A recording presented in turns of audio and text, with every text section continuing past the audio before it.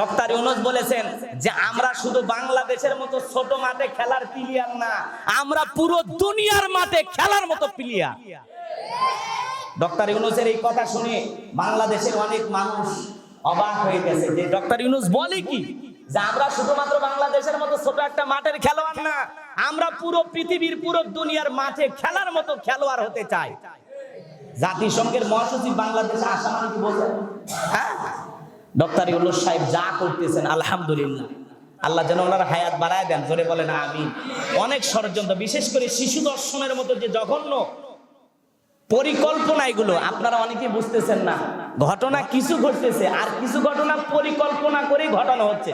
যখন যে ইস্যু আসে, কথা বোঝেন না, যখন যে ইস্যু আসে এই ইস্যুটাকে ওই পরাজিত শক্তি কাজে লাগানোর চেষ্টা করছে। ওই যে বিড়ি খাইলো দিনের বেলা রমজান মাসে, ওই জায়গাতে দেখলেন না কিছু শাহবাগী হাজির হয়েছিল, দেখছেন তো? এই জন্য এই দেশের ষড়যন্ত্রগুলো চলমান। আমার বোন আসিয়া, তার সাথে যে ঘটনা ঘটেছে, এই ধর্ষকদের শাস্তি আপনারা 90 দিনের মধ্যে দেখতে পারবেন, আমরা আশা করতেছি। জানি না কতটুকু হবে, জানি না। আমার বোন আসিয়া 8 বছরের শিশু 3 জন পুরুষের দ্বারা ধর্ষণের শিকার হয়েছে। বেলের দিয়ে যার লজ্জাস্থান সূক্ষ্মভাবে চিরে ধর্ষণ করা হয়েছে, জোরে কন্যা। এই দেশে এই যে বর্বর ঘটনা, যেটা আইয়ামে জাহিলিয়াত যুগকেও হার মানায়, এমন জঘন্য ঘটনা যারা ঘটিয়েছেন, 8 বছরের শিশুর উপরে যারা পশুর মতো ঝাঁপিয়ে পড়েছেন, আমরা বলতে চাই এই আসিয়া এখন পুরো বাংলাদেশের মানুষের ঘুমকে হারাম করে দিয়েছেন। আসিয়ার কাছে 20 কোটি মানুষ আমরা ক্ষমা প্রার্থী। বোন, তোমার নিরাপত্তা আমরা দিতে পারি নাই, কিন্তু তোমার বিচার বাংলাদেশে আমরা করে দেখাবো যে এই দেশে ধর্ষণ করলে দেশের আইন অনুযায়ী সর্বোচ্চ শাস্তি মৃত্যুদণ্ড। মৃত্যুদণ্ড এই 3 জনের কার্যকর না হওয়া পর্যন্ত আমরা আসিয়ার ইস্যুকে ভুলে যাব না, আসিয়াকে আমরা ভুলে যেতে যাব না। কথা বলে ঠিক না? আবার একটা ঘটনা ঘটবে আর আপনি আসিয়াকে ভুলে যাবেন, হবে না। বরগুনা একটা ঘটনা ঘটছে, দেখেন না? তার অমুসলিম বোন, তার উপরে নির্যাতন করা হয়েছে। তার বাবা থানায় মামলা করছে। মামলা কেন করলো? বাবাকে হত্যা করেছে। জনাব তারেক রহমান ফোন দিয়ে খবর নিয়েছেন, বিএনপির ভারপ্রাপ্ত চেয়ারম্যান বলেছেন, বোন সমস্যা না, আমি তারেক রহমান তোমার পাশে আছি। আবার আসিয়ার বাড়িতেও জনাব তারেক রহমান ঈদ উপহার পাঠিয়েছেন। এই যে পাশে থাকতেছেন বিভিন্ন দলের নেতাকর্মী, জামাতের আমি ডক্টর শফিকুর রহমান আসিয়ার কবর জিয়ারত করেছেন, তার পরিবারকে সান্ত্বনা দিয়েছেন। বরগুনার সেই শিশু বোনের ওপর যে নির্যাতন হয়েছে তারও বিচার চেয়েছেন। এই যে বাংলাদেশে বগুড়াতে একটা ঘটনা ঘটলো, দেখলেন তো আপনারা? এই যে ঘটনাগুলো ঘটতেছে, কিছু ঘটনা কাউকে টাকা দিয়ে বলা হচ্ছে যে এত টাকা দিলেন, তুমি একটা কিছু ঘটায়া দেখো। কথা কি বুঝতে পারতেছেন? এই দেশের ভিতরে অশান্তি সৃষ্টি করার জন্য একদল সেই শুরু থেকে আজ পর্যন্ত লেগে আছে। এই জন্য আপনাদেরকে বিনয়ের সহিত বলবো, আপনারা আপনার ছেলে মেয়েকে নজরে রাখবেন। কোন ধরনের এই ঘটনা ঘটলেই গণধোলাই দিবেন, এরপরে পুলিশকে ডাক দিবেন। কথা কি বুঝতে পারতেছেন? সবাইকে সচেতন থাকতে হবে। এই দেশ আপনার আমার সবার। এই দেশের ভিতরে যদি কেউ অশান্তি সৃষ্টি করে, আপনার আমার কিন্তু অবস্থা খুব একটা ভালো হবে না। কারণ পরিবারের সবারই মা বোন আছে, ভাই, সবারই মা বোন আছে না? বলেন, সবার মা বোন আছে না? সকলে জানমালের নিরাপত্তার প্রয়োজন আছে না নাই? তাহলে জানমালের নিরাপত্তা দেওয়ার জন্য আপনাকে আমাকে প্রস্তুতি গ্রহণ করতে হবে। নিজেরাই সৈনিকের ভূমিকা পালন করতে হবে। পুলিশের আশায় বা বিভিন্ন প্রশাসনের ভাইদের আশায় বসে থাকলে হবে না। কথা কি বুঝতে পারতেছেন? এই জন্য আল্লাহ পাক যেন আমাদেরকে একটু সচেতন হয়ে চলার তৌফিক দান করেন। নির্বাচিত প্রধানমন্ত্রী না হওয়া পর্যন্ত আপাতত এই সময়গুলো আপনাকে একটু নিজের জান মাল, নিজের পরিবারের নিরাপত্তা নিজেকেই নিশ্চিত করতে হবে। কথা কি বুঝাইতে পারেন? কারণ ষড়যন্ত্রকারীরা থেমে নাই। যারা পরাজিত শক্তি, ওরা ষড়যন্ত্র করতেছে, মাঠে ময়দানে বিভিন্ন ভাবে ষড়যন্ত্র করতেছে। এখনো মাঝে মাঝে ওনাদের টেলিফোন দেখেন না? কথা কয় না কেউ? বাংলাদেশের মুসলমানদের বিষয়টা বিশ্বের দরবারে তুলে ধরে। ডক্টর ইউনূস টুপি মাথায় পরিয়া বক্তব্য দিতেছে, পাঞ্জাবি পরে হাজির হয়, আলহামদুলিল্লাহ। এগুলো আমাদেরকে ভালো লাগে না? বলেন, মুসলিম নেতা টুপি পরে হাজির হবে, মুসলিম নেতা রোজা রাখবে, আলহামদুলিল্লাহ, এমন নেতাই তোমরা চাও।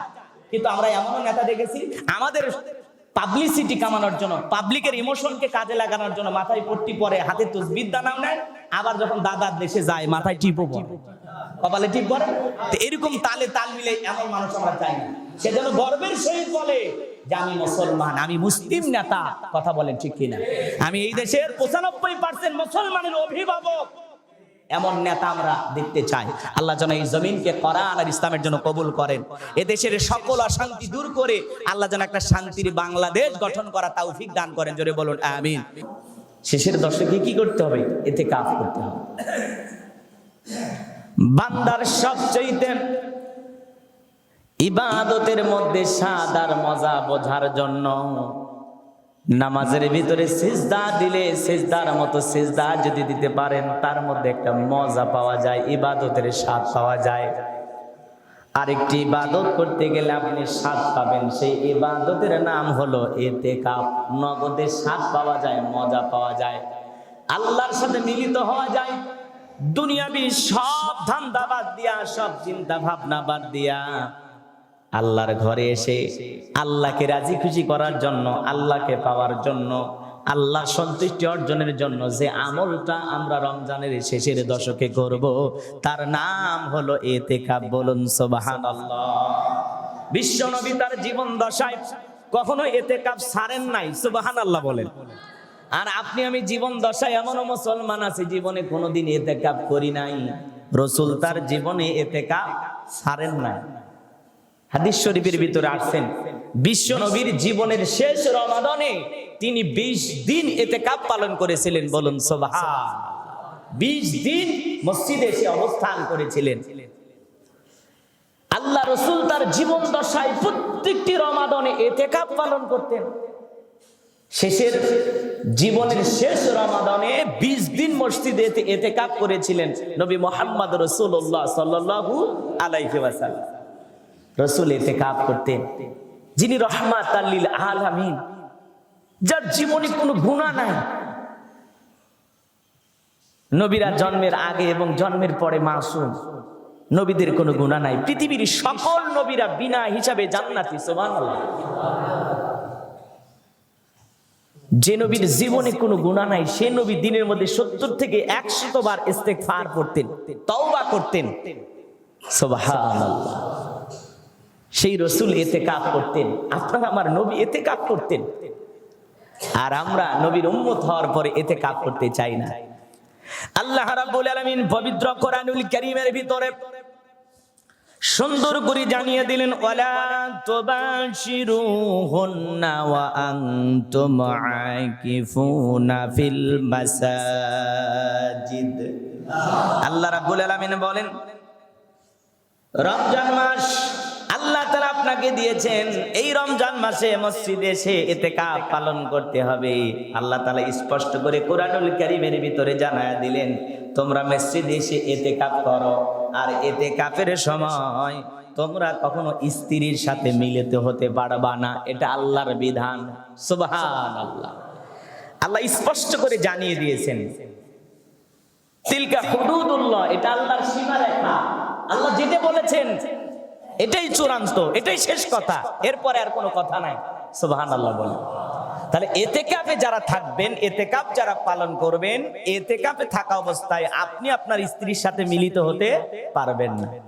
এটা থেকে আপনাকে বিরত থাকতে হবে। দুনিয়াবি কাজকর্ম থেকে বিরত থাকতে হবে।